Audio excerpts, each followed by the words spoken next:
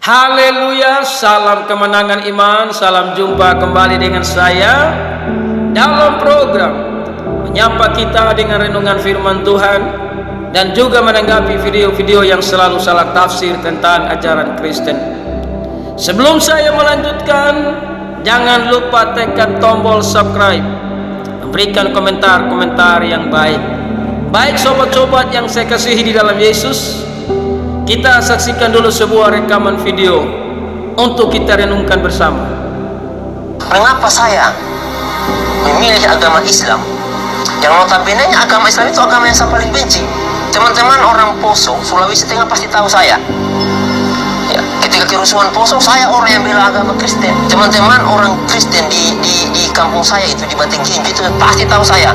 Saya pernah menjarah itu harta-harta orang Islam yang ada di Tentena, kita jarah, kemudian masjidnya kita bakar. Jadi kalau teman-teman bilang saya bukan Kristen sejati, oh salah. Saya Kristen sejati, saya pejuang dulu, pasukan Kristus dulu saya.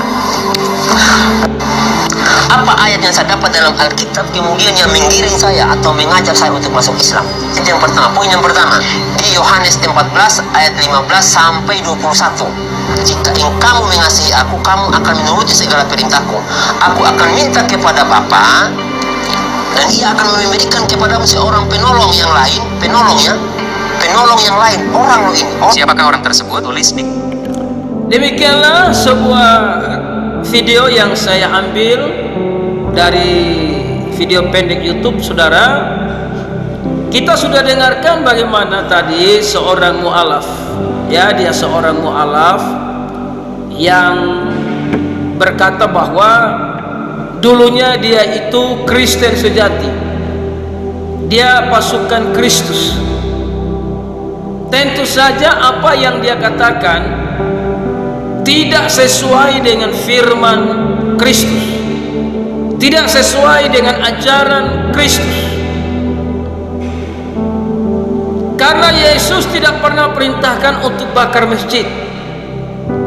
Yesus tidak pernah perintahkan kita untuk pergi membakar tempat ibadah orang lain.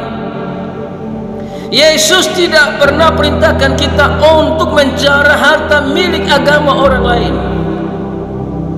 Itu penjahat yang berkedok agama Kristen. Jadi bagi saya dia bukan Kristen sejati. Dia seorang penjahat. Dia seorang yang melakukan kejahatan, tapi dia seorang beragama Kristen.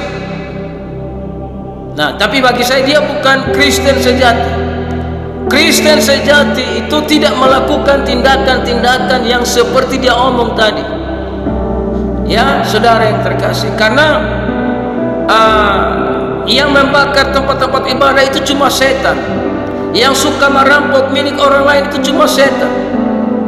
Ya, setanlah yang bekerja kepada orang-orang yang tidak punya iman yang benar, sehingga mereka itu melakukan tindakan-tindakan yang tidak sesuai dengan kehendak Tuhan.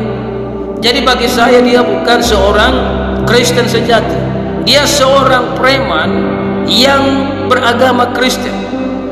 Ya, dia sok membela agama Kristen. Dengarkan saudara, pasukan Kristus itu bukan berarti harus pergi membakar tempat ibadah orang lain. Pasukan Kristus itu bukan berarti pergi mencari harta orang lain. Sebab Yesus tidak pernah ajarkan kita demikian. Namun dia ambil ayat firman Tuhan yang membuat dia pergi meninggalkan Kristen. Yohanes 14 bicara Yesus menjanjikan penghibur, bukan menjanjikan nabi, bukan menjanjikan seorang manusia. Yesus menjanjikan penghibur. Jikalau kamu mengasihi aku, kamu akan menuruti segala perintahku, salah satunya baptis. Dan saudara tidak menerima baptisan, maka saudara tidak mengikuti apa yang dikatakan Yesus. Ayat 16, aku akan minta kepada Bapa, dan ia akan memberikan kepadamu seorang penolong yang lain. Diartikan ini adalah seorang manusia. Dan biasanya mereka lari kepada nabi mereka. Ya, nabi saudara tidak ada hubungannya dengan kitabnya orang Kristen. Karena saudara punya nabi itu tidak termasuk di dalam nubuatan tentang keselamatan. Tapi Yesus Kristus ini adalah juru selamat manusia yang sudah dinubuatkan untuk datang ke dalam dunia menyelamatkan manusia yang berdosa. Namun perhatikan, saya baca sekali lagi di ayat yang ke-16. Aku akan minta kepada Bapa, dan ia akan memberikan kepadamu seorang penolong yang lain, supaya ia menyertai kamu selama-lamanya. Ya, semua nabi sudah mati, bagaimana dia mau menyertai kita sampai selama-lamanya? Ini bukan bicara kepada manusia, bukan kepada orang, saudara. Tapi ayat yang berikut ini bicara tentang yaitu roh kebenaran. Dunia tidak dapat menerima dia. Orang-orang di luar Kristen tidak pernah menerima Roh Kudus. Jadi saudara ngomong tanpa dasar-dasar pengertian yang benar tentang firman Allah. Karena bagi saya, saudara, waktu Kristen saudara hanya asal nama tempel Kristen, tapi saudara tidak memahami kebenaran dengan baik. Saudara tidak pernah menerima Roh Kudus, walaupun saudara orang Kristen dan sudah menjadi mualaf. Namun saya pastikan waktu kamu masih Kristen, kamu tidak pernah dipenuhi oleh kuasa Roh Kudus. Sebab kalau kamu dipenuhi oleh kuasa Roh Kudus, kamu tidak akan pernah membakar masjid, kamu tidak akan pergi menjara milik harta agama orang lain. Kenapa kamu lakukan itu padahal kamu orang Kristen? Karena kamu seorang preman yang beragama Kristen tanpa pertobatan yang benar. Yesus tidak perlu dibela, karena dia adalah pembela manusia. Dia adalah pembela orang-orang yang datang kepadanya, dan dia tetap menang untuk sepanjang masa. Yesus tidak pernah kalah, dan memang dia adalah pemenang. Saudara yang terkasih, ayat 17 yaitu roh kebenaran. Dunia tidak dapat menerima dia, sebab dunia tidak dapat melihat dia, orang tidak bisa melihat dia. Jadi ini bukan bicara tentang manusia, bukan bicara tentang orang lain yang seperti kamu katakan tadi. Kamu hanya asal ngomong, ngaur. Saudara tidak paham tentang kebenaran firman Allah. Ketika saudara menjadi mualaf, saudara coba membaca ayat-ayat firman Tuhan dengan pola pikir Anda sendiri. Ini bukan bicara tentang manusia atau bicara tentang nabi siapapun, bukan. Ini bicara tentang roh. Saudara tidak menerima dia karena saudara sudah mualaf, dan tidak ada yang bisa melihat dia karena roh tidak bisa dilihat, ya, dan tidak mengenal dia. Ya, dunia tidak melihat dia dan dunia tidak mengenal dia. Orang hanya mengenal Roh Kudus adalah mereka yang percaya Yesus sebagai Tuhan dan Juru Selamat. Ya, tetapi kamu mengenal dia, kita mengenal dia karena dia menyertai kita. Ya, dia menyertai kita, dia menuntun kita, dia menguatkan kita. Kita mengenal dia di dalam Yesus Kristus. Karena ayat 18 berkata, aku tidak akan meninggalkan kamu sebagai yatim piatu. Aku datang kembali kepadamu.